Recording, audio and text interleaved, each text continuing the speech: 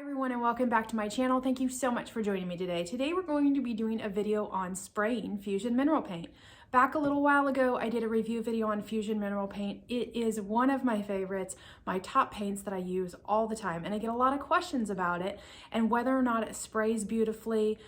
Can you spray it? So I figured I have a piece today that I'm working on for a client. She has picked Fusion's Midnight Blue. It's an absolutely gorgeous color, and I thought what better way than to show you guys the process of spraying it. And yes, it comes out absolutely flawless. So we're going to go through the motions today and showing you how I spray Fusion mineral paint.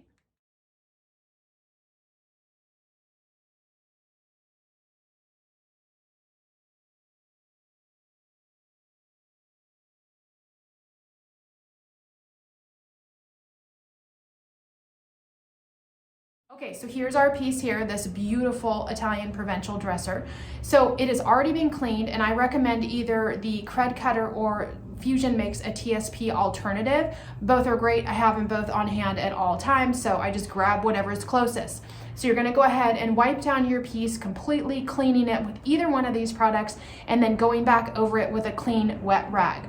Once that's done, then I go ahead and use one of these guys here. It's just a fine grit sanding pad, and I'm only doing that today on this one because it's a little slick. The finish is beautiful on this, and I just want to make sure that I get the best adhesion possible. I am not priming this piece because I'm going with a dark color and I really don't need to. I have no exposed bare wood areas, and it's not going to be a bleeder. So I just scuff it up with my scuff pad here, and then I wipe it down with my microfiber cloth. So now we are in business and we're ready to go.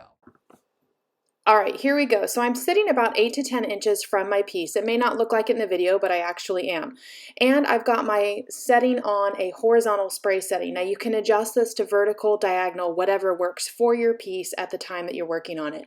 When spraying, make sure that you don't try to get on every single nook and cranny of the piece. You'll end up with drips and runs and too heavy of a paint pattern, so you don't want that to happen. Right here, my main concern is just trying to get the piece covered, and I will pick up anything I missed on my second and third coats. The other thing you might see me do is flipping my wrist instead of flipping my nozzle, and I only do that if I'm doing like a little tiny piece for a very short period of time. Okay, so here you're going to go ahead and see me stop what I'm doing and adjust my nozzle to a different spray pattern that's going to be more beneficial for the side of the dresser here. I'm also overlapping, and that's exactly what you want to do so that you make sure you don't get that tiger stripe type of finish. All right, hopefully you guys can hear me okay, because I'm not going to take my mask off because I'm going right back to it. But this is my secret. I get a lot of people who ask me, oh my God, you paint with the drawers in? Absolutely. If they're a flush mount drawer like this, I do. But here's the trick I do on the next step. I use a screwdriver to pull the drawers out so I don't have to touch them because they're wet. I use a piece of cardboard. Watch what I do. Okay, so as you can see, I go ahead and insert the screwdriver into the hardware hole, pull out the drawer since it's wet, I don't want to touch it. I go ahead and align my piece of cardboard right up to the back of the drawer, and I go ahead and spray. Then what I do is go ahead and spray on the sides, not over the dovetail joint, just on the lip of the drawer front itself, and I spray that. Sorry, I was in front of the camera for that one. So here is our dresser done, one coat. I have to say with Fusion, their coverage is phenomenal, and I'm probably going to be able to do 2 coats and be done. It is drying so fast today because it is so beautiful out already, but this is it. I'm going to get in really close just so you guys can see how beautiful the finish is. Like, there is just nothing to complain about there. So I'm gonna go ahead and let this dry, take a little lunch break, and when we come back, I'll do the second coat. I'm not doing the top because I'm going to be staining that, and when I do a stain and paint project like this, I typically paint first, stain second, and you think to yourself, wow, aren't you gonna create a mess because you have to sand? Well, no, because I have my wonderful Festool dust extractor. It's a Hepa filter system, and it is phenomenal. I can sand this top to bare wood and I will have minimal, if at all, any. Okay, so the first coat is all dry. I'm back from my lunch break and I'm ready to go with my second coat. But here's a question I get asked all the time. Do I need to sand in between coats? Well, the answer is not going to be the same every time. It depends on what paint you're using. It depends on what sprayer you have. It depends on how your piece feels. So here's what I tell people to do.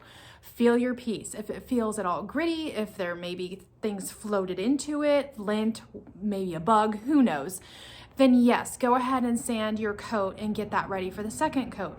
If it feels fine, if it feels smooth as you want it to feel, then I would say no. This piece here, it's smooth as butter already. I don't need to sand in between coats. But if I was going to, I would recommend using one of these guys. This is an ultra fine grit sanding pad. It will not scratch your surface. It will not do anything. It will not harm your paint. All it's going to do is sand out anything that might be in there that's a little rough. So let's go ahead and get the second coat on. One more thing I wanted to share with you guys is I do always tip my pieces down on their back. This is sitting on a dolly. Let me walk you around so you can see. So I put it on a dolly and then I lay it down on its back because it's super imperative that you get underneath, and I don't really want to lay on the ground. So I do this and then I can go ahead and get everywhere that I might have missed underneath. I also always do under here on the frame, and this will all get painted as well. It keeps everything looking really nice and really finished. This is the final finish. This is the second coat. That's all I'm going to be doing. The coverage, like I said, is excellent, and I want to get in really close so you guys can see how the finish is when you spray Fusion mineral paint. It comes out absolutely flawless. Guys, that is it. We are at the end of the video.